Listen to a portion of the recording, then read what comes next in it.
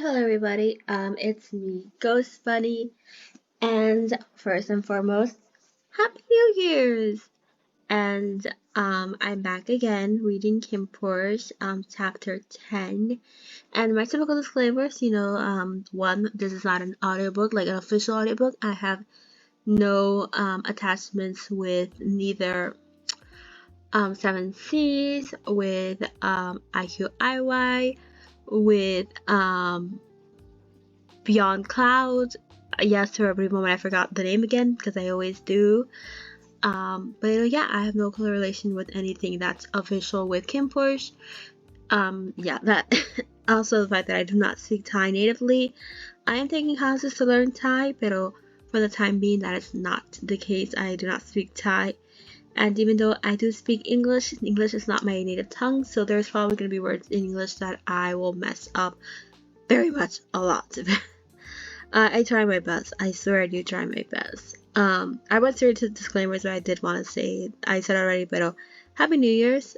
We are currently in the, well, technically not, but the year. We're technically now in the year of the snake. Yeah. What else was I gonna say? I forgot what I was gonna say. Okay. But yeah, I hope you guys had a good New Year's. I hope you guys had a good time. And I hope you guys had, lots of food and, celebrated, whatever holiday you celebrate. I don't want to assume which holidays you celebrate or what things you do. But yeah, hope it was fun. But yeah, let's begin. I'm pretty sure some of you guys were expecting, we're waiting for this, because from what I know, I'm pretty sure the volume 2 is already out for anybody who wants to purchase it. I have not bought it yet. I do plan to buy it. But for now, let's just finish volume 1 before I even contemplate even reading volume 2. Also, I have a couple of books I have here on my list of reading. So, sorry if volume 2 takes a little bit long. But then again, by this point in time, most of you guys have already read volume 1. And I don't know why you're here. Oh yeah, to hear me yap, yap, yap. Or because you don't have time to read it by yourself. Whatever. Let's begin. Okay. Empecemos. Volume 10, Change, and we are now currently in Kinn's POV. Yes, it's been a while. Or maybe it's been a while since I've read. Or both. Who knows? Okay. I grind as Tankhun swapped Pete for Porsche, making Pete my new head bodyguard. Oh yeah, now I remember where we were. So last time we read Porsche threatened who did he threaten? Let me just go back and see. He threatened yada yada blah blah. Oh, Macau. He threatened Macau, and now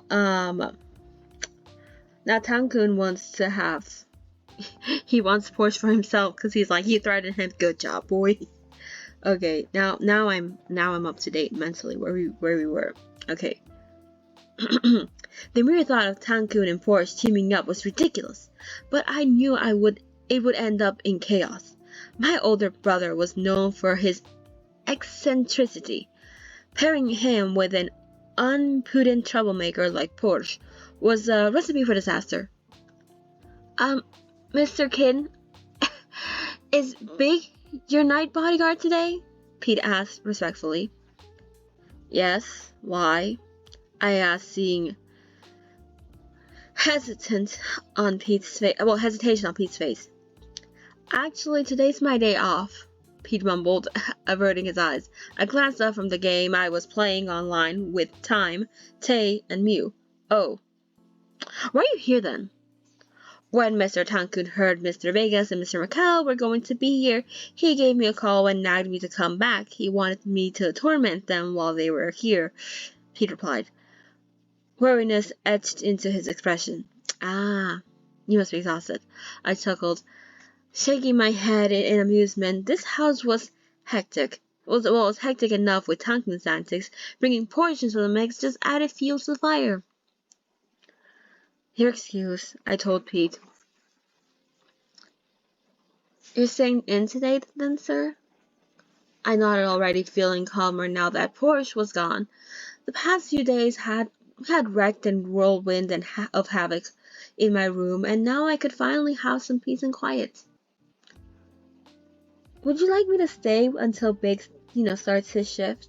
Pete asked. No need. I dismissed him. I'm going to rest today. Pete gave a slight bow before exiting the room. I let out a long sigh and settled back into my seat. Today had been utterly draining. I knew I tended to lose control when I got angry, and I ended up hitting Porsche today when I hadn't meant to. Look, I'd never done anything like that to any of my subordinates, and I felt somewhat guilty. Like, really. I didn't want to hurt him. It's just, I don't know. Porsche's resentment towards me was obvious. It had surprised me to see someone usually so stoic lose control like that. He took offense at me and my persistent scolding, claiming that I never listened to him and that I unfairly blamed him for starting fights. While I did see him as a troublemaker, I realized that I had gone a bit too far in my reaction to his behavior. To an extent, I could understand Porsche's reluctance to show respect. My repeated attempts to corner him must have pissed him off. Admittedly, I had been intending to provoke him. The more Porsche resisted, or defied my orders, the stronger my desire grew to assert my dominance over him. Damn. Porsche was the first person who had aroused, such intense emotion to me. I found myself frustrated both with him and with myself. I couldn't figure out why I lost all restraint nearly every single time I saw his face. He saw that sexy look. Wants him. Desires him.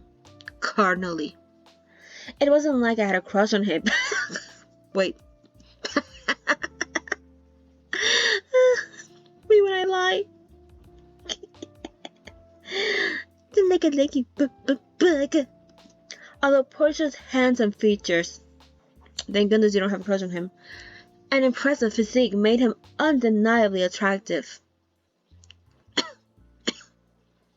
He just wasn't my type. Yeah, tell yourself that.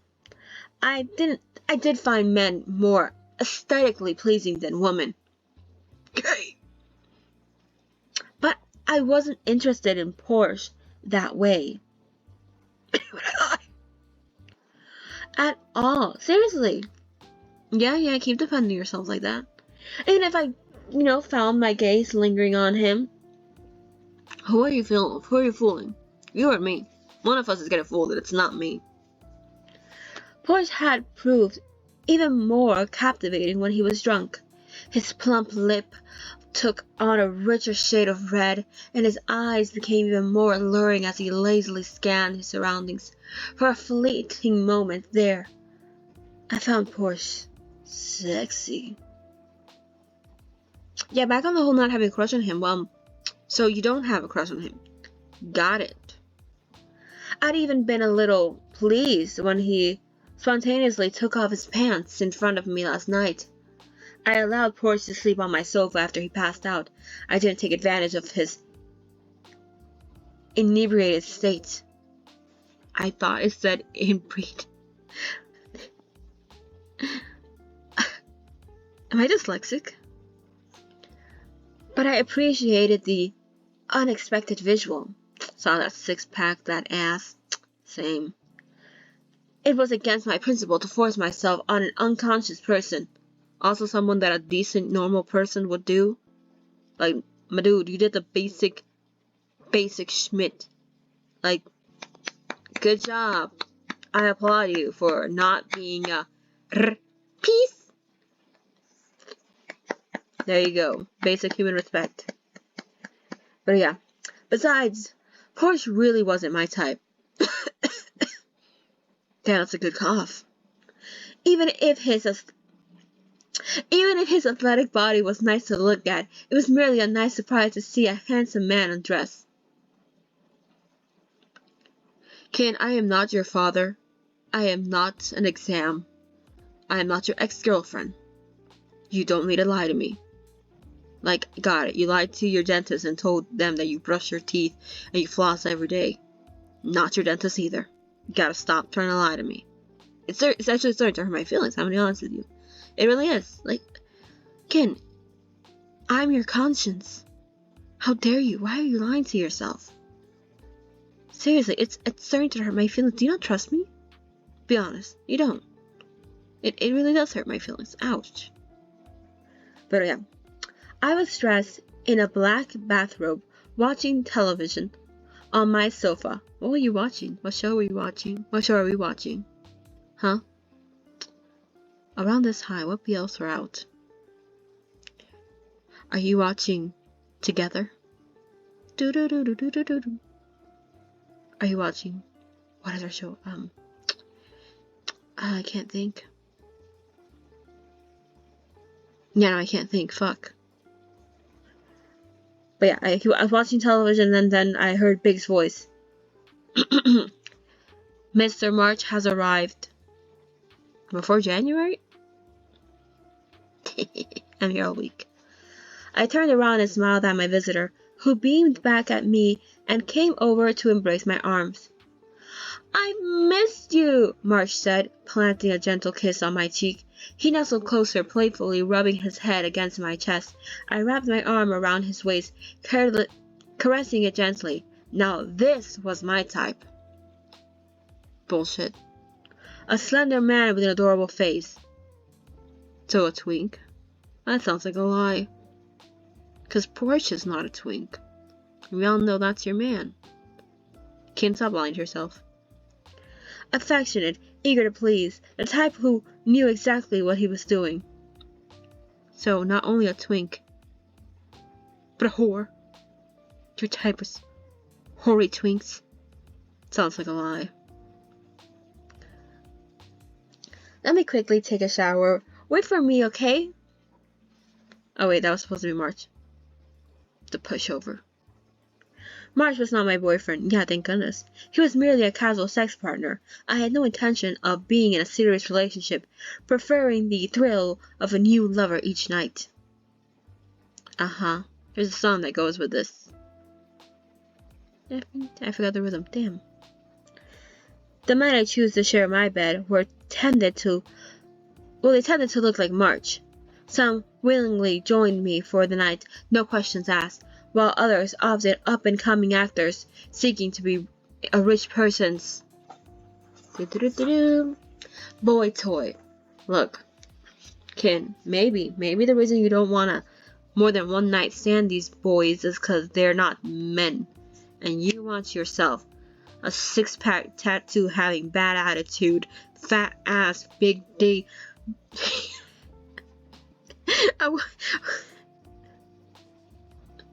What was the stupid song? I forgot. Fat ass, big foot, no tummy. Something. I forgot, okay? Something about having a fat ass, flat tummy. Oh, no tummy. Flat ass, no tummy. Something about making money. Yeah, that's his type. Blah, blah, blah. It's Porsche. Where was I? Oh yeah, boy toy. They expected a token of gratitude in return for their company. March fell into the latter category. Oh, he's an actor. But he was worth every cent. Simp. Soon, the room resonated with passionate moans and the sounds of two bodies moving together. Basically, macaroni and cheese. The naked man in front of me really knew how to turn me on. Why am I reading this? I feel dirty.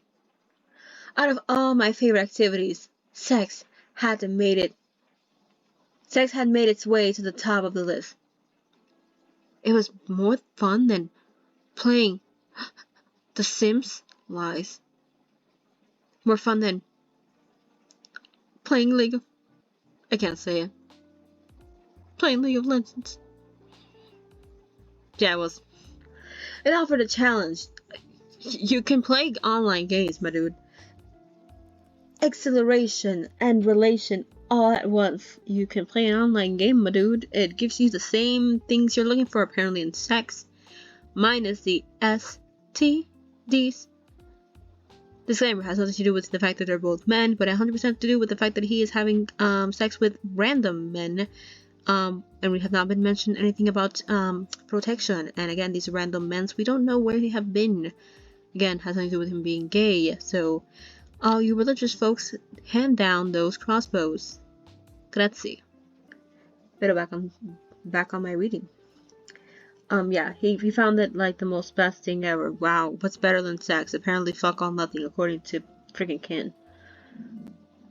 Big Kin, don't bite me, March pleaded between breathing moans. I have to be on. Oh wait, sorry. I have to be on set tomorrow. I moved from nibbling March's neck to sucking on the skin below his collarbone, where any mark could easily be concealed by clothing. I hadn't meant to bite March. I couldn't get the memory of biting. Porsche's next. Got you. Catch you slipping. And it made me forget where I was, yet thinking about, again, six-pack having tall, semi-tanned-ish, fat ass tattoo having horrible attitude. Fat ass, no tummy. You know, but you think of that.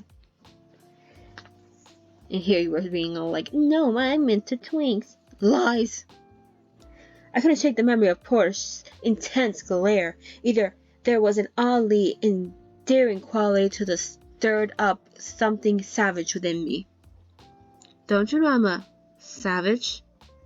I'm a killer. Sorry. What was it? Blah, blah, blah, blah, blah, blah, blah. Oh, yeah, there was an oddly blah, savage within me. The skin at the nape of the neck had carried a distinct, enticing scent that made me bury my nose into him and inhale, making me temporarily forget my intention to bite Porsche in the same place he had bitten me. Damn. No, please. Obviously, you have no feelings for Porsche. It's just an illusion.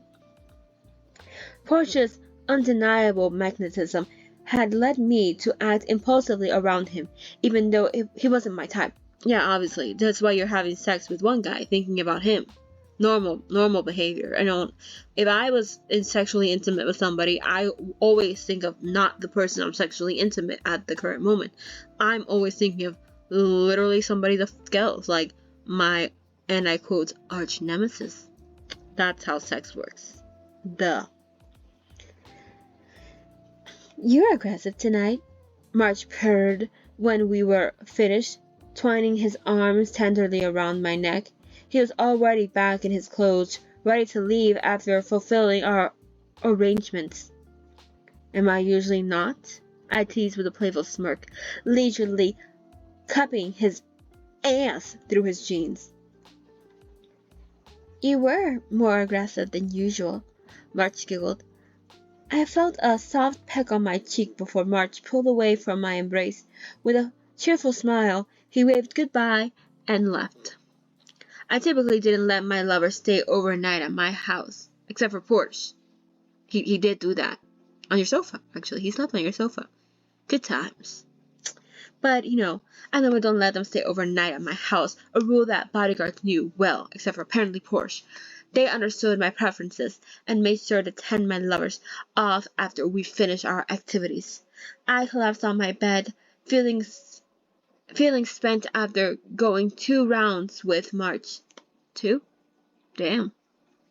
While I tended to be assertive in bed, the presence of bruises and bloody bite marks on March's body told me I might have gone a little bit too overboard. Like, no kidding. Lying there, I contemplated. If finding Porsche today was, what got me so pent up. Yeah, definitely. Let's go with that. Not because you want to bound chicka bow wow on Porsche. No. It's the pent up anger. We're calling it that. The Thai language is so mysterious in its ways of showing expressions. Definitely. The next day, I scheduled a study session with Time, Tay, and Mew at my place the next morning, fully aware that their real agenda was just to play games together. Once everyone arrived, my room erupted into an uproar. Kin, my man, you did it again, Time exclaimed exhaustedly. What? I replied.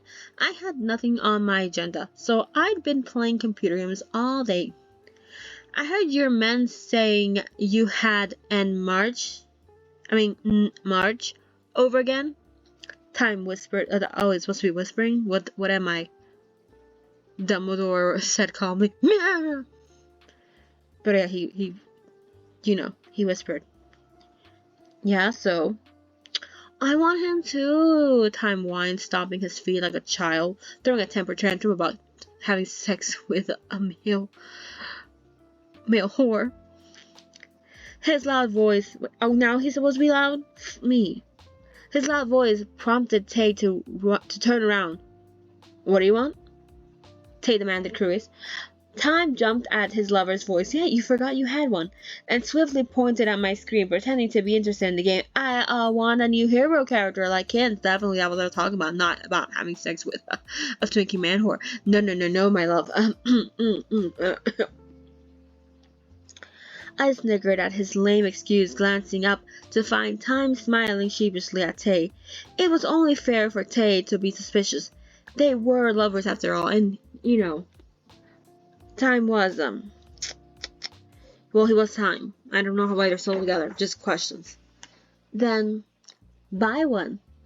His naive answer made me understand why the two had managed to stay in a relationship for nearly 4 years. Whoa, 4 years? Sometimes I felt bad for Tay. Time was always playing with his heart. Hey, Kin, Time whispered at me. I'm looking at this guy. He discreetly showed me a picture on his phone of a cute boy around high school age. We both preferred the same kind of guy, but then again, this was a high schooler and we are in college, so what the fuck? Ken, I am grabbing my phone right now. That better not be your type of guy, because he, again, high schooler. So, let's continue on. I'd considered hitting on Tay once upon a time, but Time had beaten me to it. Yeah, I've already fucked him, I said casually. Excuse me, con permiso, excusez-moi. Sumima fucking said, what did you just say? You had what? With the what? It's a high schooler? FBI police! Time was irritated. Fine. I don't want your sloppy seconds anyway. So we're not talking about the fact that he just said this was a, and I quote, high school Excuse. Disgusting. You're such a piece of time, I muttered under a slight shake of my head. I really pity Tay. Tay was entirely aware of his boyfriend's pendant for fooling around, and he seemed willing to accept it, as long as he remained Time's only openly acknowledged lover. While I didn't particularly approve of Time's infidelity, considering they were both my friends, I opted not to take sides. My role was limited to cautioning Time if his behavior crossed the line and offended, offering comfort to Tay when he was hurt. Has anyone worked on the presentation for Professor Bichan's class? Ryu interrupted us. No one of us has to be responsible. As always, he was the only one being productive. Yeah, makes sense. There's only 2 people in this entire fucking book that actually wants to do their work. And none of them are our protagonists, apparently. Let's play some games first, said Time, who often found Mew's seriousness annoying. Come on, put that away. Don't tell me you've got schoolwork open on your screen. Mew sighed wearily, then gathered his laptop and settled on the carpet, ignoring Time's order. Stubbornness seemed to be a common trait among all of us. We all grown up in affluent families that lavishly spoiled their children. Time's family owned several gold shops. According to the little note here, it says, in Thailand, gold, particularly 23-karat gold, is popular as both jewelry and as an investment. Gold shops may sell either gold jewelry, bullion, or both. So his family's loaded as fuck. And other enterprises. Tay was heir to one of the downtown Bangkok's most luxurious hotels, and Mio's father owned a prestigious private school. Their upbringings meant they were accustomed to having household staff around, and they easily made demands without a second thought. I'm hungry. Tay went outside trying to see if he could order one of my bodyguards to bring us something to eat as usual. This was a prime example of my friends being demanding. Where are all your men? Tay turned around to ask me. They're on break, I think, I said. Tay frowned at me before poking his head outside of my room again. Hey! Tay called out to someone before stepping outside. I didn't pay much attention. I knew that Tay was as familiar to my house as his own. He returned to my room shortly after, heading to me with his arms crossed and a scowl on his face. What's the matter? I asked, still focusing on my computer screen. I saw the new bodyguard of yours coming up the stairs, so I told him to fetch something to drink for me. He said he's not your lackey anymore, and I can't order him around. Then he walked away, just like that. Tay complained before unceremoniously plopping onto the couch next to me. That's just how he is, I replied, glancing at Tay. Then I got up, abandoned the mouse I was clicking, and headed towards the door. Stepping into the hallway, I spotted Porsche on his way to Tankhun's room. Damn, starting to say Sawadi. Wait, how's it? Sawadi krab. Not even a good morning krab. Damn, that hurt. Not even a good morning krab. Fuck you. Like someone with good manners would. Porsche! I hollered at him. Porsche turned to glare at me, clearly annoyed. Come here. No. Get bent. I smirked slightly at his imminent denial. It seemed like we were incapable of civil conversation. I said come here, I repeated, trying to compel him with a stern look. What makes you think you can order me around? Porsche said. I sighed, feeling fed up with Porsche's habitual defiance. Fine, I said. I strode toward him purposely. That's a big word to say. I just walked towards him. I marched angrily. How dare he? Not even a good morning krab. Damn. Porsche stood there with his hand on his hip. He had the habit of doing that. Until I was nose to nose with him. Wait, why are we so close? I'm not your subordinate anymore, he said, his expression stoic. You can't force me to do anything, I studied his face. He exuded brash self-confidence as he glared back at me. However, his disdainful stare unwavered slightly. When I lowered my eyes to the large bandage on his neck, I smiled at the sight of my masterpiece, a mirror of what Porsche had done to me. Fetch some drinks and snacks for my friends, I ordered him calmly. You have feet. If you can walk to me, surely you can walk to the kitchen. Porsche murmured under his breath before looking away and sighed. I raised my voice. Just do as I say. No, Porsche stubbornly insisted. Do it. Don't piss me off. I began to yell, not because I was angry with him, but because I wanted to see him yield to me. Tell your men to do it, Porsche retorted, still not afraid of me. I'm telling you, do it. I stretched each vowel, my brows furrowed in annoyance. What's with all this noise, Mr. Kinn? P-chan asked as he came to the top of the stairs. His face remained neutral when he turned to look at Porsche. Porsche, what did you do to Mr. Kinn? Great, Porsche sighed. It's my fault again. Go fetch me drinks and snacks now, I shouted to his face. P-chan backed me up. Porsche, do as Mr. Kinn tells you. Porsche swore loudly, so he said, fuck, but proceeded to do as he was told. I noticed that Porsche seemed to be more courteous when he was dealing with my father and with P-chan. He never listened to anyone else. I returned to my room and I hit myself with the computer. Ow, ow, ow. Why did I do that? Whatever. He never listened to moi, the most beautiful man ever. But he always listens to them, so yada yada yada, blah blah blah blah blah blah blah. Okay, I returned to my room with a smug smile, feeling pleased with myself. I loved making Porsche lose his cool. It felt like a triumph to see a closed off person like Porsche reveal his true self. He felt so relieved, cleansed, so hydrated, so smooth skinned. His pores were so hydrated. Shortly after, I sat down at my desk and resumed my game. I heard a knock on the door. I was surprised. Porsche suddenly barged into my room like an animal. Enter, I fucking guess, I said, but the door to my room remained closed. I frowned slightly, wondering what his problem was this time. Come in, Tay yelled, still not entering. Tay frowned, equally confused, and went to open the door himself.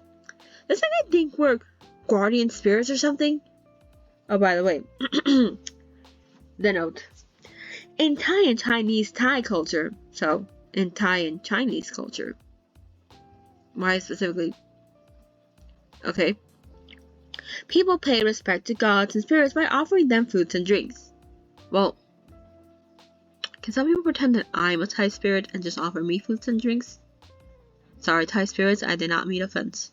Just saying, I want people to offer me food and drinks for free. Grazie. Pero, yeah, where was I?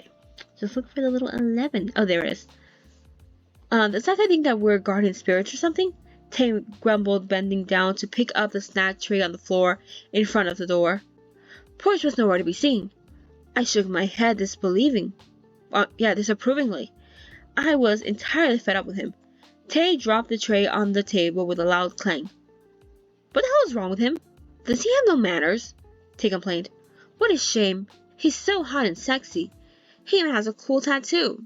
Hey. Only Kinn can non-homosexually praise his very attractive bodyguard. Thank you very mucho. Hey, make up your mind, Time interrupted his boyfriend. Are you complaining about Porsche or admiring his looks? Don't make me jealous. Yeah, honestly, Kinn does that all the time, so maybe, Time and I are the only people who are, understanding. I don't know. Or maybe he's my BFF of the show. Tay giggled. Porsche did look like the type of man he liked. Yeah, not you, right? From behind, he even kind of looked like Time. Where? Tankhun had initially mistaken Porsche for Time when he checked the security footage to see who killed his fish. Time had been utterly bewildered at the angry phone call he got that day. Of course, he refuted Tankhun's insisting that a handsome and educated person like himself would never do such a thing. Tankhun almost didn't believe him until I confirmed that the person in the footage was indeed not Time. I recognized Porsche with a single glance. He saw those glutes and was like, I recognize those bumba-bumbries, those booties. I recognize that ass streaks. It's definitely my man's. I mean, my bodyguard. Huh, I'm just kidding, Tay said, offering, a lie. Offering Time a drink to distract him. I know you meant it. Time feigned being angry at Tay, but he was preoccupied with the game we were playing on our phones. What game are you playing? Are you playing Love in Deep Space? Who's your main boy? Knowing you, it's probably, I could see you as a Silas girly. But then again, you did say twinks. That's a liar, pero if we're going on that route. Maybe Savior. Are you a Savior girly? I can see it. It's either that or Silas. Cause I don't know, maybe I'm a Raphael type of girly, so who knows. I got distracted. Oh yeah. I played 2 more rounds before finally settling on the floor next to Mew, who was sprawled on his stomach with no concern for getting his clothes dirty. It was about time I helped him work. It was about time he actually did work. Holy shit, finally you do this shit? Holy chaos. But yeah, I finally decided to actually do his schoolwork. What a miracle. Okay, yeah, do the work because it was for tomorrow. It's for tomorrow. You didn't do shit. Mijo, what the fuck?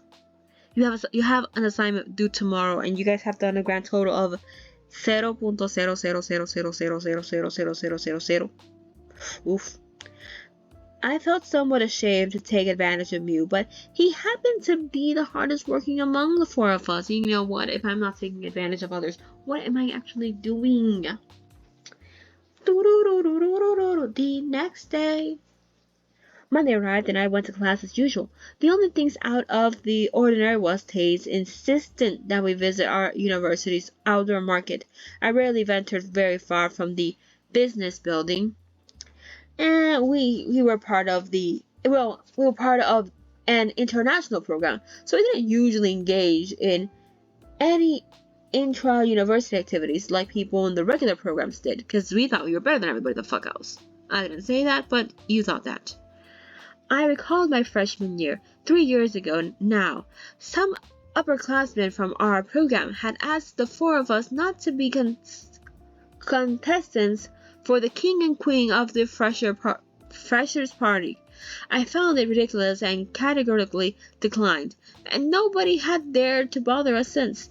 I've studied here for 3 years, and time's only taken me to the market once. I didn't know there were so many food stalls, Tay exclaimed excitedly, his eyes darting between the plethora of food stalls crowding the outdoor market. The rest of us quietly followed Tim, not exactly thrilled to be in a crowded outdoor market with the sun glaring bright directly overhead. I couldn't remember the last time I'd visited the market, if I ever been there at all. I sighed for the umpteenth time. Time and Mew were no different. The only one who seemed to be enjoying himself was Tay. He looked so excited about everything, as if time had been keeping him locked in a cage this whole time and it was his first time outdoors. He kind of reminded me of Rapunzel. For the first time in forever. Meanwhile, I was starting to feel irritated. I hated being in crowded places and getting gawked at by strangers. Tay, are you done? Time asked his boyfriend, his eyebrows scrunched up. It's hot out. What? I don't get to visit the market that often. Can you just let me just check everything out? Tay complained with a pout. All three of us agreed that Tay looked adorable when he begged like a little kid, and we often end up giving in. All right, let's look over there. I saw something that you'd probably like. It wasn't Time who said that. The person who liked to spoil Tay the most was actually Mew. We're sitting each other up. They weren't even a thing, but like, okay. He put his arm around Tay and led him over to the snack stall. Time and I shared a glance and sighed in unison. As we watched the two of them happily choosing snacks together. I still didn't know what Tay found so damn exciting about this market. Soon his hands and ours were filled with bags of food. You stop spoiling him. It's hot outside and I'm bored, I blurted out. I was never interested in the food here or the market itself. It was hot, tedious, and crowded. Come on, we'll only do this once in a while, Mew said, giving me a reassuring pat on the shoulder. Seriously, Mew coddled Tay more than his actual boyfriend did. Like, for reals. Hey, Mew, doesn't that guy look familiar? I heard Tay say as he and Mew waited to order a crepe. All right, he looks like your husband, Mew said, scoping out the guy Tay had mentioned. I'm right fucking here, Time interrupted, obviously irked. It's Kinn's bodyguard, Tay exclaimed. That hot guy who's like super rude and shit. You know. I hadn't been paying much attention to their conversations, but Tay's word made me look up instantly. Obviously, you heard Porsche. I turned in the direction he and Mew were looking and spotted a familiar, tall, brooding figure in the crowd. He saw the fat ass from a mile away, and he was like, Auga. He seemed to be waiting for a friend to finish buying something. I smiled to myself. It seemed I had finally found something interesting in the market. And here you said he wasn't your type. You know, if you're gonna keep lying to me, at least buy me shit while we're at the market. Hey, where are you going? Tiggs called out as I started to walk away from them. I heard Time yelling back at me, well, at my other friends, as he hurried after me. I'm gonna go with him. You two come find us when you're done, okay? Porsche hadn't noticed me yet. I quickly approached him, meeting him here of all places. What are the odds? It's like because we're both going to the same university, but dun dun dun. What the hell is What the hell is all this food? I said. I treat you to lunch, not buy you the whole market. Porsche complained to his friend, who was buying a box of French fries. His voice was impassive as always, but he seemed to speak more friendly around his friends. I watched Porsche, his real intentions came out. I watched Porsche pay for his friend's food. It surprised me that a guy like him could be so generous. Porsche eventually noticed me as I drew closer just when he was about to leave the stall. His footsteps faltered and his brows furrowed into a scowl. One of his friends, who was sipping a red syrup drink, nudged him. Why did you stop? Porsche looked surprised to see me, so I decided to be the first to break the silence. Hey, I said. I casually put my hand in my pants pockets and started directly at him. However, Porsche turned away and didn't look at me. Huh? What's the matter? Porsche's friend asked. Wait up, what's the hurry? I asked, sternly grabbing Porsche's arm to stop him. Porsche immediately shook me off. His reaction drew the attention of some of the crowd, who turned to look at us in interest and caution. What do you want? Porsche asked tersely. I wanted to push his buttons. Or unbutton his buttons. Buy me something to drink, I said, casually looking straight at him. No, I'm not your lackey today, Porsche replied. Who's this guy? One of Porsche's friends asked, eyeing me with suspicion. Buy me something to drink, I repeated harshly this time. What's your problem? Why does my friend have to buy you a drink? Porsche's friend butted in, giving me an accusatory glare. I glanced at him. This must be John. Oh, that was John? I did not read that like John. I remembered Big sending me his photo. Oh, it was John. After capturing him, he still had some leftover bruises. Ooh, John. I missed you so much.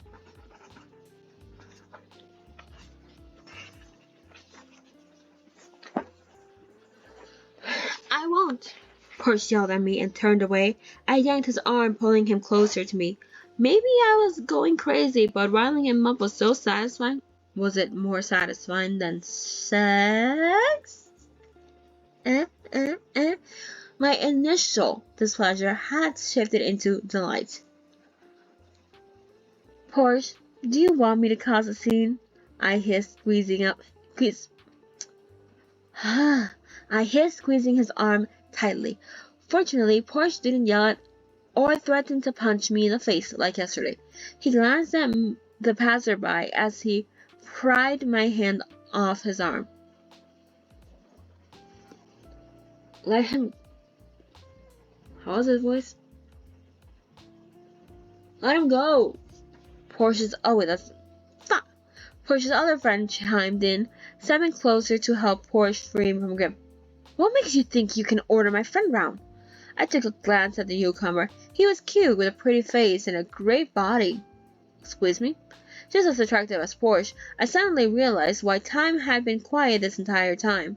He must have been checking this guy out instead of paying attention to little old moi. Porsche, who is this? Said John, rolling up his sleeves. Hey, you wanna go? Let's go. I ignored John, because no one paid attention to him, and repeated my order to Porsche. I gave you an order. Did you not hear me?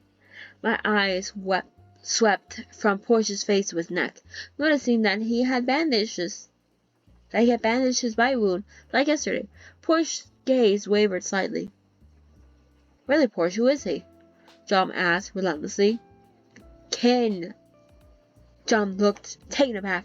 I observed him more closely, taking stock of the still healing bruise all over his body. He gulped nervously, strained his posture and staring back at me. Apparently, he knew very well who I was. Hurry up, I demanded. It's hot out here. Don't piss me off. Porsche closed his eyes and heaved a sigh in frustration. I'll buy you one drink. That's it, he muttered. What a pain. I watched him walk away. He probably just wanted to get it over with without making a scene in the middle of the, busy outdoor market. I went to sit on one of the market's benches for customers to sit and eat. If I hadn't wanted to provoke Porsche so badly, I never would have sat in a hot, cramped place like this. Whoa, Porsche's friend's freaking hot, Time remarked as he joined me on the bench. Who? Jom? I teased him back. Tom's eyes gleamed and he gave me a pleading look. His name is Jom? Jom's name was getting a little too popular. I felt the need to clarify. The one eating french fries is Jom, I told Tom. I don't know who the other guy sucking on a straw is. He just tried sucking on something. Hey, stop stealing my jokes, Tom. But yeah, he should try sucking on something else, Tom said salaciously as he watched Porsche and his friends. You can suck on your wife's foot, I grumbled. Here they come. Tom quickly straightened himself up and pretended to look casual. Tay returned Tom's wallet and dropped bags loaded with food all over the bench before sitting down. He fanned his face with his hand, attempting to find some relief from the heat. It's scorching. What are you guys waiting for? Eat! You knew it'd be hot, but you insisted on coming, Tom scoffed, snatching a cold drink from Tay's hand and taking a sip. I waited for Porsche to bring me my drink. Before long, he returned with his other friend, as stoic as ever, and shoved a reddish-orange smoothie to my face. I looked at him with, confused. What the fuck is this? I asked. A healthy smoothie, Porsche said flatly. Aw, I didn't know you cared about Kinn's health, Tom joked, eyeing the oddly colored drink in suspicion. Enjoy, said Porsche. I'm leaving. Wait, I called out before Porsche could leave. I grunted, turning around to glare at me in disdain. He looked like he wanted to ask what the hell I wanted from him. You drink it. I said, handing the drink back to Porsche. He looked puzzled. I said, you drink it. I waved the smoothie in his face. Not gonna. I don't like vegetables. Porsche turned away, avoiding my eye contact. Stop bothering my friend. Porsche's other friend cut in. Come on, Porsche, let's go. You don't want to miss the tryouts. That caught my interest. What tryouts? Tay asked, voicing my thoughts out loud. Tay stopped reading my mind. None of your fucking business, Porsche snapped. There was a loud bang as Tay hit the bench hard with his fist, glaring at Porsche like he was ready to pick a fight. Hey, I asked nicely, bitch. Porsche ignored Tay and turned away, clearly intending to annoy him. Where do you think you're going? I said. None of your business either. Am I dismissed? Porsche said, ready to leave. I tugged his arm to stop him without saying a word, but he shook away from my grasp. Our silent exchange went back and forth for like a while until I noticed Porsche's cute friend picked up his phone. He said something into the speaker before turning to Porsche. Hey, be almost nagging us to hurry up. There's already a bunch of people at the pool, he said. He looks pretty agitated. You can't leave until you drink this, I insisted. I knew Porsche wouldn't just, buy me a healthy smoothie out of the kindness of his heart. His, initial reluctance to buy me a drink and how quickly he changed his mind made me suspicious. He probably spat in it, peed in it, threw that shit on the ground. Not actual vegetables. They're probably spices. They're probably ass. I don't know. Ugh, come on, I'll drink it myself. John snatched the smoothie from my hand and took a big slurp. Ignoring his friend's horrified looks, as soon as it hit his tongue, he spat it out, sending the drink spraying everywhere, but mostly all over Mew. Sorry, Mew. Shit, I'm a mess. Mew yelped as he jumped up from his bench, using his shirt to furiously wipe the smoothie off his face. Porsche, what the hell is in the smoothie? It tastes like fuck all shit. John turned to yell at his friend, who smiled sheepishly back at him. I'd been right to think that Porsche wouldn't play nice with me. What's wrong with you? It's all over my shirt and my face. Mew confronted John, visibly angry and ready to fight. Come on, hurry up. Porsche's other friend pulled at his shirt and jumped up and down like a squirming child. It was pretty adorable, to be honest. He was kind of cute. I was sure Time thought so too. Stop talking about Time, no one cares. I'm so sorry. John apologized to me. I don't have any water with me. And it's too far to go buy a bottle. Then he then turned to hiss at his friend. Tab, don't fucking rush me. Damn, wait. John turned back to Mew. Can I take you to, like, wash up at the pool? It's really close and I need to take these two there anyways, like, for trials anyway. He was getting more agitated by the second as his friends kept, hounding him to keep going. Mew nodded begrudgingly before turning to me. You guys can just wait here, he said. I'll be right back. Like, just wait a moment. Hamada, auga, auga. I will take the photo. Right now it should be on the screen. Auga, hamada, hamada. Right now I'm currently looking. I'll read the page, but hamada. Our Porsche is shirtless and nippleless. They didn't draw his nipples. Doesn't matter. Low-key kind of giving me names. Levi Ackerman from Attack on Titan. I don't know, it's just the face. Whatever. Important thing is hamada. Kinn, control yourself. Cause I can't. Okay, time for reading. Time nudged me a few times. I immediately knew what he was thinking. Let's all go together. Get up, I said. My friends complied straight away. Tay and Time picked up their bags from the bench, and the three of us hurried after Porsche and his friends. I took a couple of long strides to, catch up with Porsche until I was right behind him.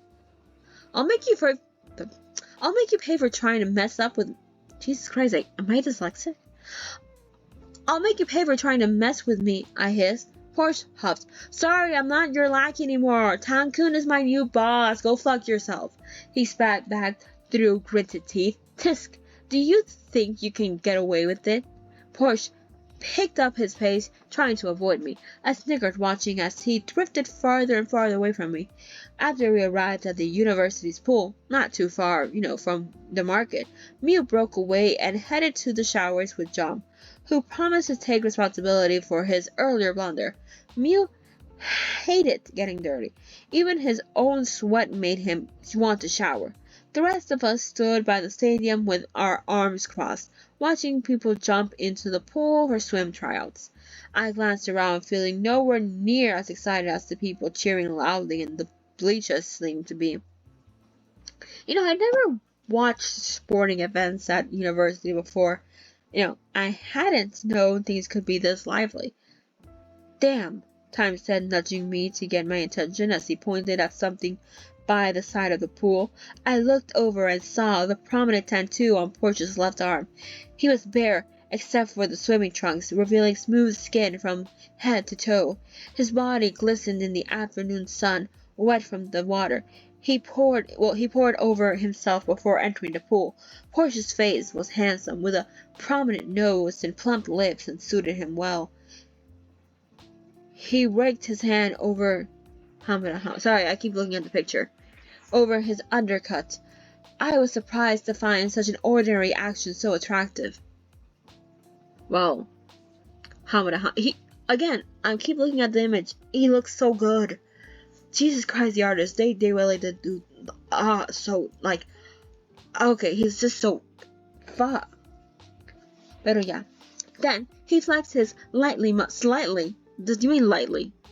Whatever. Then he flexed his slightly muscled body, twisting his tapered waist and revealing a glimpse of his six-pack abs.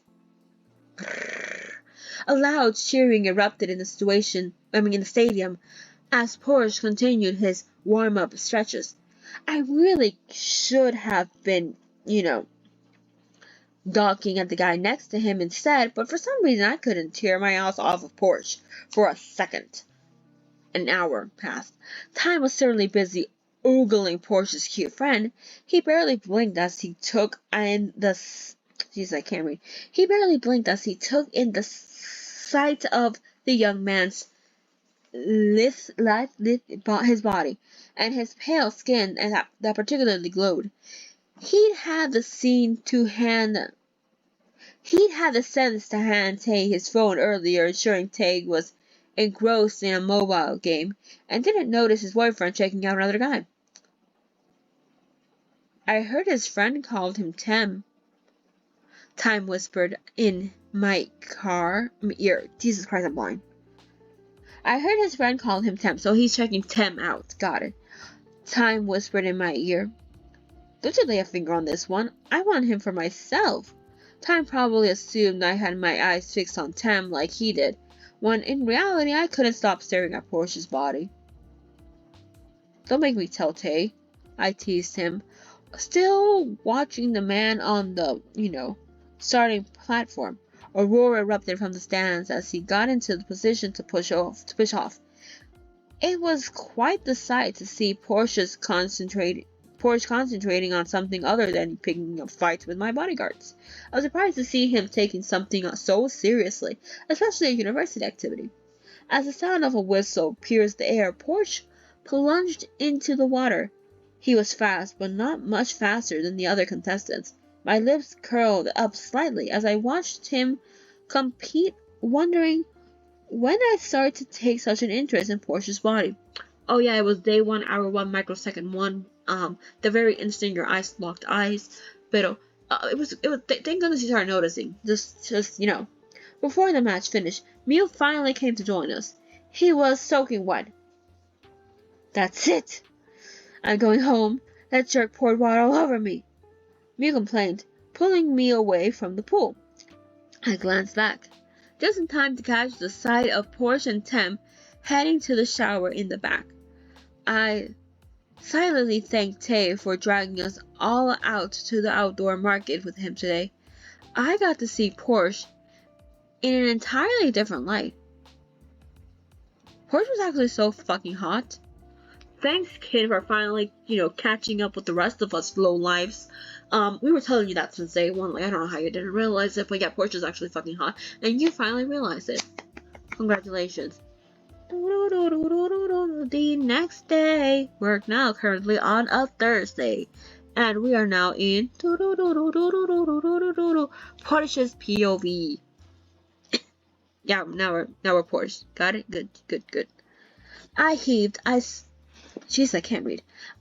sigh, lazily checking the screen on my phone. Although I hated working for Kin, I discovered that working for Tankhun wasn't really that different. The moment I stepped foot in the house, Tankhun immediately called me over the two-way radio. I barely had time to catch my breath before I was summoned to his room with a few other bodyguards. He forced us to sit on a sofa facing an enormous TV screen and watch some shitty rom-com series. What shitty rom-com series were you watching? I can't think of any. Sorry. No, seriously, I can't think. We needed to pay attention to the story in case Tankhun suddenly decided to ask for our opinion. If we couldn't answer him, all hell could break loose. The couch in Tankhun's room wasn't off limits like the one in Kin's room, so I could, sit freely with Tankhun's other bodyguards. They acted differently from Kin's men. When I started my first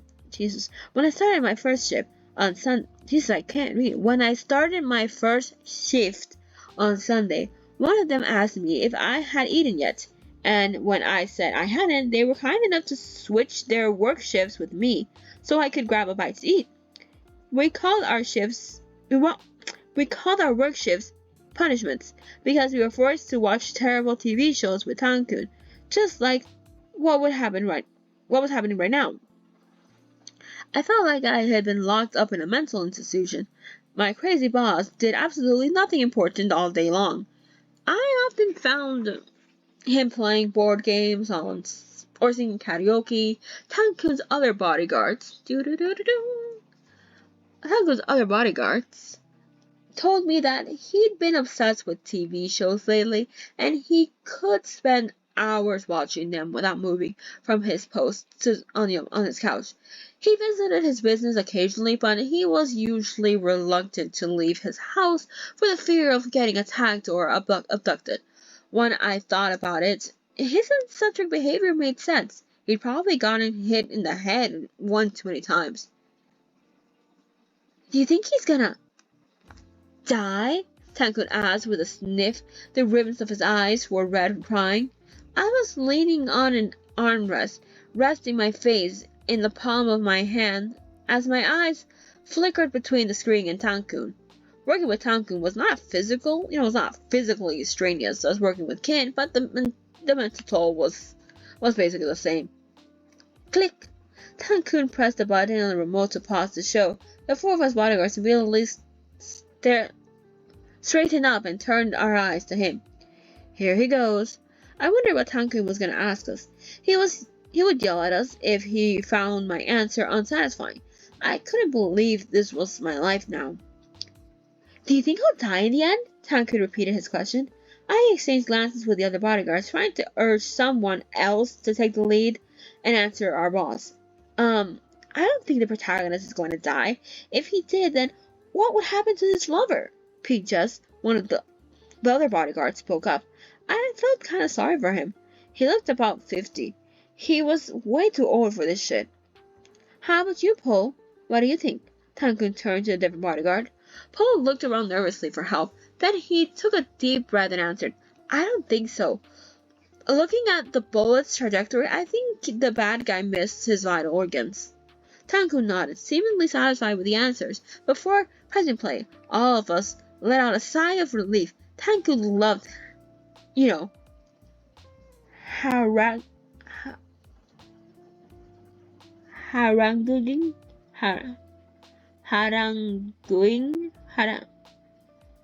annoying the living flying fuck out of everyone with random dumbass questions, out of the blue.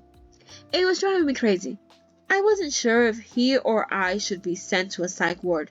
One of us was going to go there. It was either him or me, but twinsies, I guess.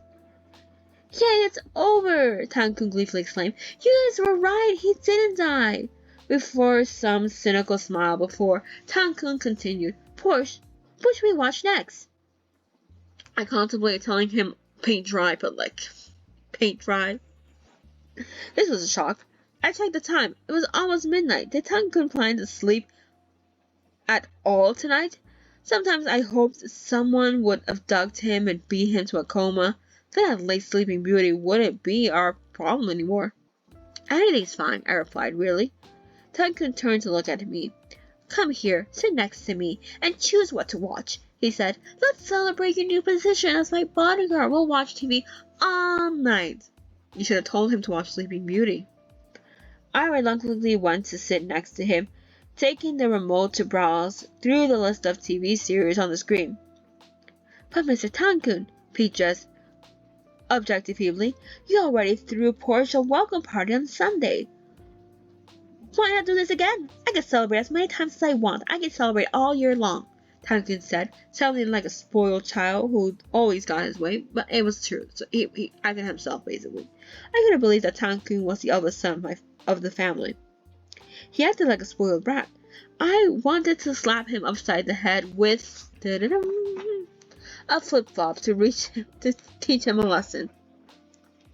With the way he looked and the way he acted, I wonder what woman would be crazy enough to be his wife, or how fucked up his childhood would, be when they grew up.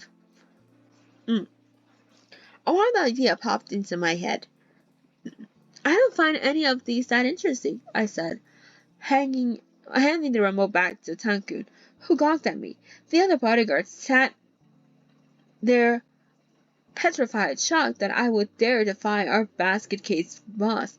But before Tankhun could yell at me, I added, I think we should switch from rom-coms to something a little bit more exciting. Paul nudged my back. Porsche, what are you doing? He hissed. Just leave it to me, I replied, to Paul under my breath. If you want to stop watching these boring soap operas, where the girls just fight each other for a guy, then do as I say. Tankhun pouted at me for complaining about his choice of TV shows. What do you mean? He asked. I rolled my eyes slightly at the titles of Tankhun's favorite series. My Stupid Cupid, The Flower Garden, A True Love's Sorrow, or The Clumsy Love of Mr. Klutzy. All of them made me want to throw the remote to the window. I promise, it'll be exhilarating. I pulled out my phone to connect to the giant smart TV. Really? If it sucks, I'll smack you, Tankhun said, crossing his arms and leaning back in the couch. His eyes were fixed on the TV screen as I went into the web browser of my phone and found my favorite tab. And that was... Arm leaned over to see what was on my screen. Oh gosh, Porsche, don't, he exclaimed, my eyes wide in shock.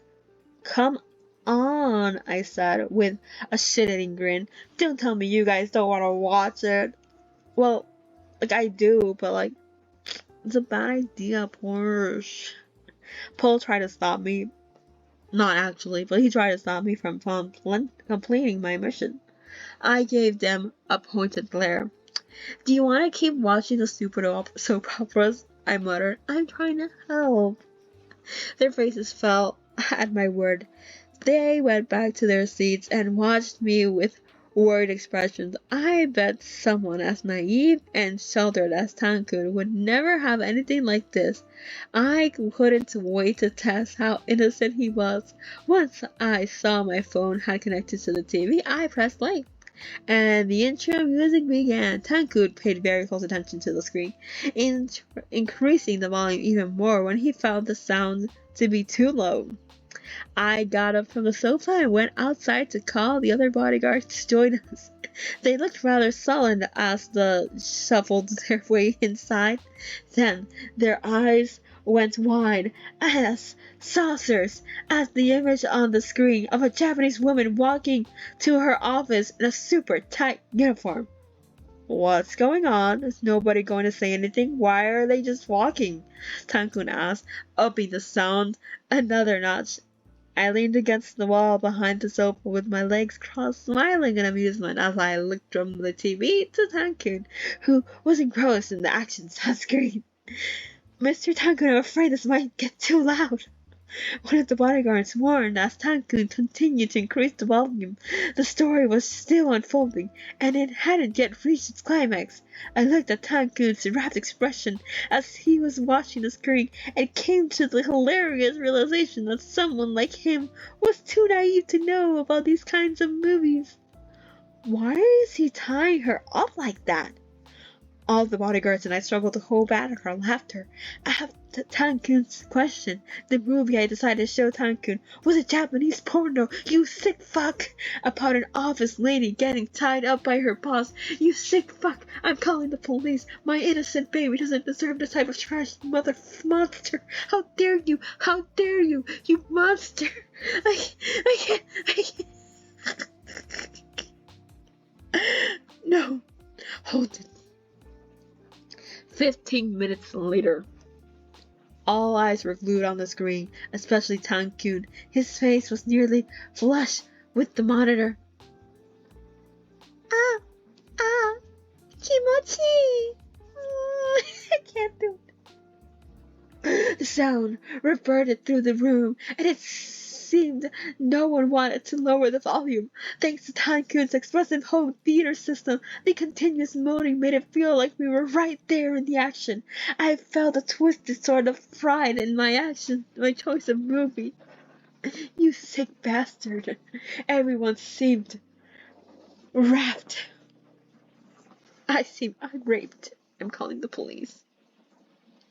After all, the particularly porno was my favorite, you sick bastard. I was so absorbed in the events on screen that I didn't hear the pounding of the door.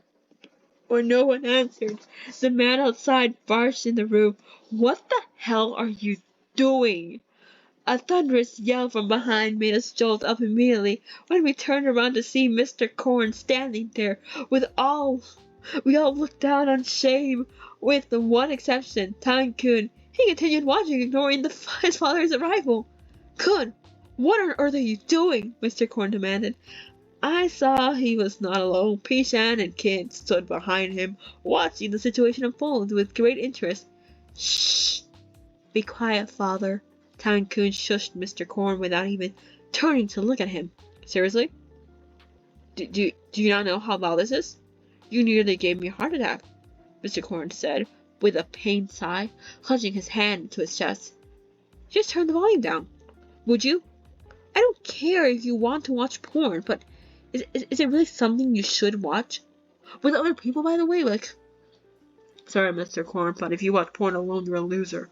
We all know you watch porn with the homies. That's how God intended it to be. Father, be quiet, Tankhun cried out in annoyance, but he eventually reached for the remote to lower the volume. Ken was leaning against the door frame. Just let him do what he wants, father. It's good if he's finally showing interest in this sort of thing, he snickered. He might even be able to give you a grandson, eh? Mr. Corn just shook his head at Kin and left without another word. I noticed him smirk in my direction.